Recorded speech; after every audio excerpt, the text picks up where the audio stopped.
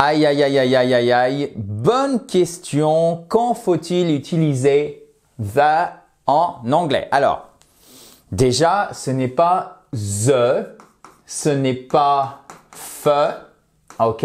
C'est the, ok? The, perfect. So, ce que je vais faire ici, c'est, je vais essayer de le faire différemment. C'est-à-dire, au lieu de vous donner que des règles, bon bah voilà, c'est comme ça, comme ça, comme ça, et de vous en donner 25 parce qu'on pourra en donner 25, j'ai essayé de vraiment synthétiser ce qui est indispensable, ce que vous devez savoir, et pour que vous puissiez tout de suite l'utiliser. Quand faut-il mettre the et quand faut-il l'omettre, ok? So, avec des noms spécifiques, ça c'est vraiment la grosse notion à comprendre. Quand on parle de quelque chose en particulier, on doit utiliser the. En français, on va toujours utiliser le, la, les, etc. Ok? Mais par exemple, si je vous dis les fleurs sont belles de manière générale en anglais, flowers are beautiful. On parle des fleurs de manière générale. On va pas dire the flowers are beautiful. Donc, on dit simplement flowers are beautiful. On omet le the. Par contre, quand on parle de quelque chose de spécifique, par exemple, le livre que tu m'as prêté est fantastique, c'est pas un autre, c'est le livre que tu m'as prêté. D'ailleurs, je t'en remercie. On va donc utiliser the. So, the book you lent me is fantastic, ok? Et pas fantastique, non, fantastic. Vous voyez qu'ici, oui, ben c'est tout ça l'anglais. Je suis désolé, vous êtes en train de vous dire, il est en train de m'assommer de connaissances. On va, vous inquiétez pas, tout répéter, ça va rentrer très facilement et vous allez pouvoir améliorer, improve your English, ok? Lorsque vous avez une apostrophe ici, on le voit dans la phonétique, ça signifie que la syllabe d'après, elle est porteuse de l'accent tonique. Dans tous les mots en anglais qui ont 2 syllabes ou plus, vous avez toujours une syllabe qui est accentuée. C'est la colonne vertébrale de votre prononciation. Vous ne pouvez pas vous en départir puisque même si vous mettez bien le the ici, vous allez être coincé après si vous prononcez mal puisqu'on ne vous comprendra pas. Donc, on va s'entraîner. The book you lent me is fantastic, fantastic, all right? The book, celui-ci en particulier. Et d'ailleurs, merci encore pour le livre. So, the, même chose, vous voyez, c'est la même règle, hein, la même idée derrière, avec les noms uniques. Par exemple, le Nil, il n'y a pas 50 rivières qui sont le Nil, the Nile, pour ceux qui vont aller en croisière en Égypte, si vous avez cette chance. Vous pouvez m'amener en tant que prof d'anglais, hein, je veux bien me joindre à vous, il n'y a pas de problème. Formateur en anglais, comme vous voulez. The Nile is one of the longest rivers in the world. Le Nil est l'un des plus longs fleuves du monde. OK? The Nile, celui-ci en particulier. OK? Ensuite, avec les superlatifs et les ordinaux. Les ordinaux, en fait, c'est tout simplement premier, second, deuxième, troisième, etc.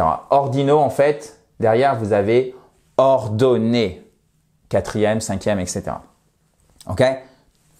Donc, les superlatifs, les ordinaux, vous avez toujours, ça c'est, faut apprendre juste un exemple. Vous avez la structure, par exemple, avec the most. OK? The most expensive. Le plus cher. Là, et en fait, quand vous regardez, c'est exactement la même idée. C'est celui-ci en particulier, c'est celui qui est le plus cher. Vous voyez, donc quand vous avez compris cette idée de the, on doit l'utiliser quand on parle de quelque chose en particulier, on l'enlève quand on parle de tout de manière générale, toutes les fleurs par exemple, et pas cette fleur, ces fleurs en particulier. Du coup, quand on parle de quelque chose de manière générale, on met the.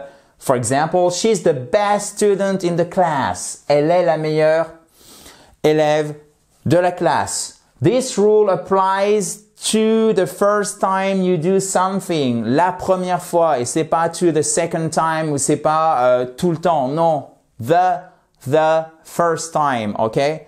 So the best, the first.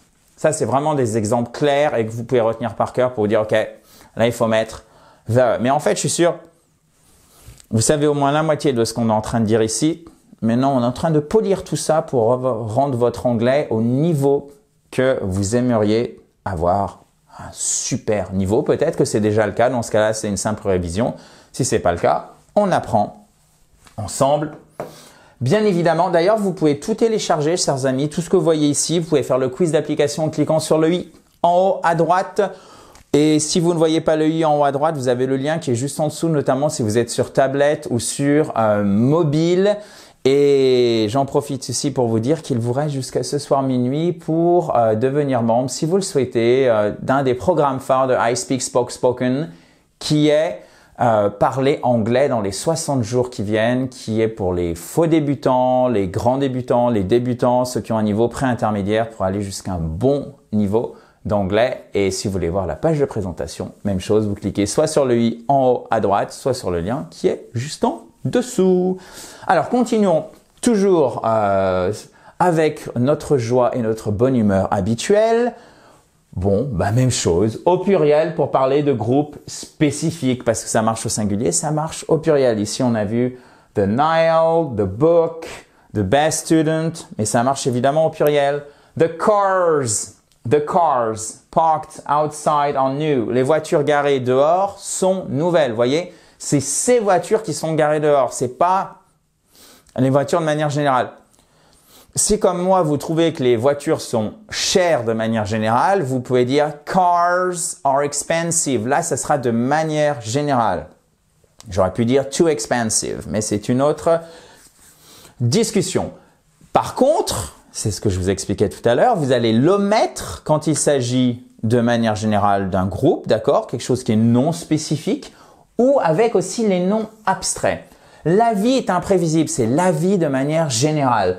Life is, et maintenant vous allez le prononcer pour moi. Vous n'êtes pas sûr, c'est pas grave, on s'en fiche. On est là pour apprendre, essayez, d'accord? Donc vraiment essayez. Je vois quelques réticences poindre dans le public en folie, donc je me permets de renouveler ma demande. Si vous le souhaitez, vous pouvez, allez on le fait ensemble, prononcer. Life is unpredictable. La vie est imprévisible. Ma prononciation aussi en français. Life is unpredictable. Voyez ce qui s'est passé ici? Vous avez une apostrophe et derrière cette syllabe, elle est accentuée.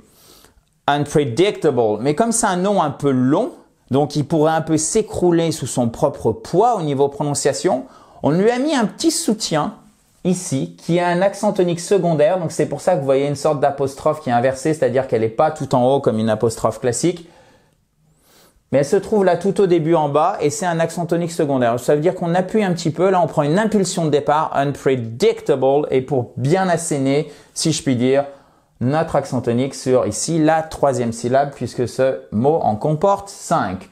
Unpredictable, ok, unpredictable. Alright, perfect. Maintenant, vous n'oubliez pas que c'est life de manière générale, donc on dit surtout pas the life is unpredictable parce que ça sonne super français, francophone. So, ça, il faut l'apprendre pour les instruments de musique. On utilise to play the piano, to play the violin, to play the guitar beautifully, maybe. He plays the guitar beautifully. He plays. Alright, vous mettez bien le S de la troisième personne du singulier, c'est de manière générale. He or she plays the guitar, ok? The piano. Super? Ok, perfect. Ok, je vois que c'est clair.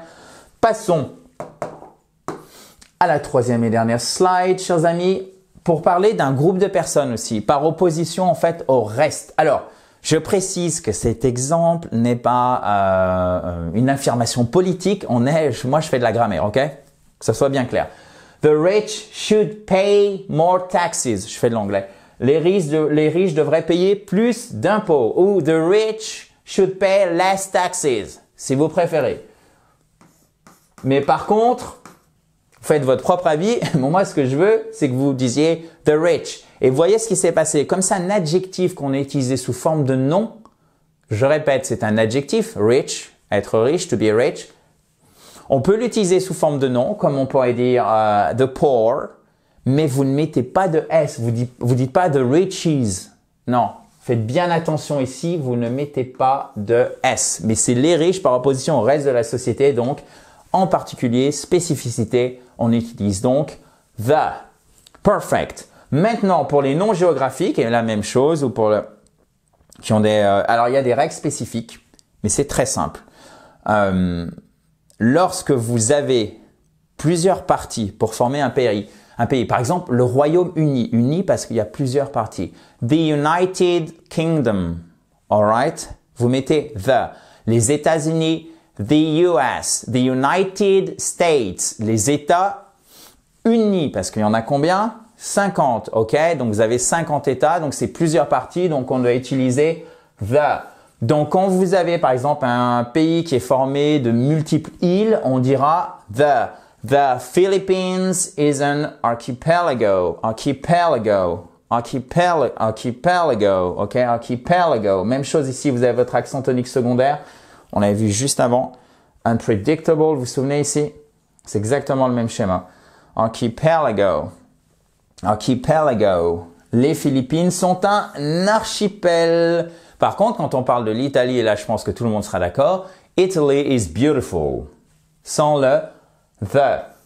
D'accord sur la beauté de l'Italie et sur le fait qu'il ne faut pas utiliser the. On ne va pas dire the France pour dire la France. On va simplement dire France. OK? Donc retenez ceci. Spécifique, vous mettez the. Non spécifique, vous pouvez l'omettre. Que ce soit au singulier ou au pluriel, que ce soit des noms concrets ou des noms abstraits. OK, chers amis? Are we good? Yes, we are. All right. I'll talk to you very soon. Thank you very much. On se retrouve in a joyful atmosphere, dans la joie et la bonne humeur. À très bientôt. Bye bye.